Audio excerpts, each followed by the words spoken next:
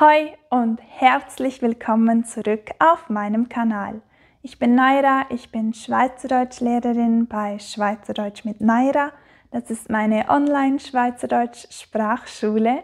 Wenn du dich also fürs Schweizerdeutschlernen interessierst, dann solltest du unbedingt auf meiner Website vorbeischauen. Den Link findest du unten in der Videobeschreibung. Heute habe ich eine spannende Frage mitgebracht. Als Bernerin ist Schweizerdeutsch meine Muttersprache und ich habe mich oft gefragt, ob es eigentlich einfacher oder schwieriger ist als Hochdeutsch. Also, lass uns das gemeinsam herausfinden. Bevor wir beginnen, möchte ich einen kurzen Disclaimer abgeben. Als Bernerin spreche ich Berndeutsch, aber es ist wichtig zu wissen, dass sich die Dialekte von Region zu Region leicht unterscheiden können. Also, worauf wir uns hier konzentrieren, könnte sich je nachdem, wo du in der Schweiz bist, etwas ändern.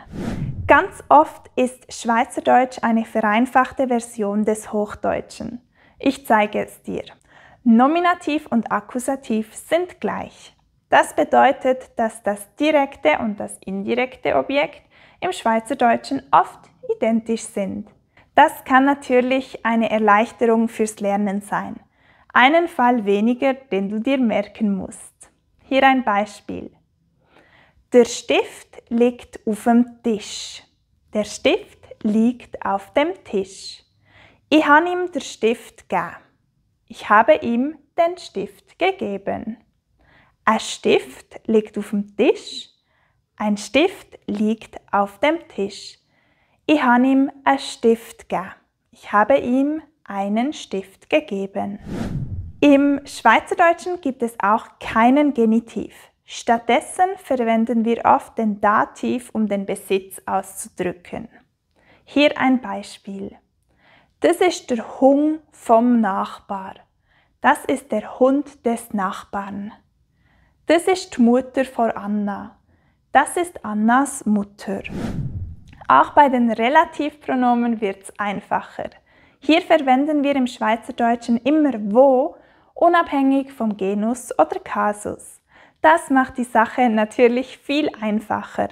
Du musst dir nicht so viel überlegen. Hier kommt ein Beispiel. Das ist die Frau, die nebendran wohnt. Das ist die Frau, die nebenan wohnt. Ich kenne jemanden, der dir helfen könnte. Ich kenne jemanden, der dir helfen könnte. Das ist das Mädchen, das ich letzten Sommer im Schullager kennengelernt habe. Das ist das Mädchen, das ich im letzten Sommer im Schullager kennengelernt hatte. Kennst du Maria, wo ich bei den Hausaufgaben helfe? Kennst du Maria, der ich bei den Hausaufgaben helfe? Aber das wäre ja alles viel zu schön, wenn alles einfacher wäre. So ist es natürlich nicht. Für viele Menschen stellt das Schweizerdeutschlernen eine Herausforderung dar. Ich zeige dir, was für Verwirrung sorgen kann. Zum einen sind das grammatikalische Besonderheiten. Ein Beispiel ist die Konstruktion anlüte plus Dativ, die im Schweizerdeutschen verwendet wird. Auf Hochdeutsch kennst du das anders, oder? Du hast gelernt, oder du weißt es, wenn es deine Muttersprache ist, dass Anrufen immer von einem Akkusativobjekt gefolgt wird. Auf Schweizerdeutsch ist das anders. Wir sagen also, ich lüte dir am 4 Uhr nochmal an. Ich rufe dich um 16 Uhr noch einmal an. Auch die Verwendung von «du» im Präsens kann für Nicht-Schweizer verwirrend sein. Wir verwenden nämlich ganz oft eine besondere Struktur. Statt das Verb im Präsens zu konjugieren, konjugieren wir das Verb «du» und fügen das Hauptverb dann im Infinitiv an. Hier ein Beispiel. Ich schaue mal, was ich machen kann. Ich schaue mal, was ich machen kann. Eine weitere Besonderheit ist auch die Verbverdopplung, die im Schweizerdeutschen typisch ist. Einige Verben werden in bestimmten Satzstrukturen doppelt verwendet, zum Beispiel das Verb gehen, wenn über eine Gewohnheit oder ein Hobby gesprochen wird. Hier mein Beispiel. Am Montag gehe ich immer klettern. Am Montag gehe ich immer klettern. Die Schweiz ist bekannt für ihre Vielfalt an Dialekten. Von Baseldeutsch über Zürichdeutsch bis hin zu meinem Berner Dialekt gibt es viele Variationen. Das kann es schwierig machen, sich mit verschiedenen Menschen zu verständigen.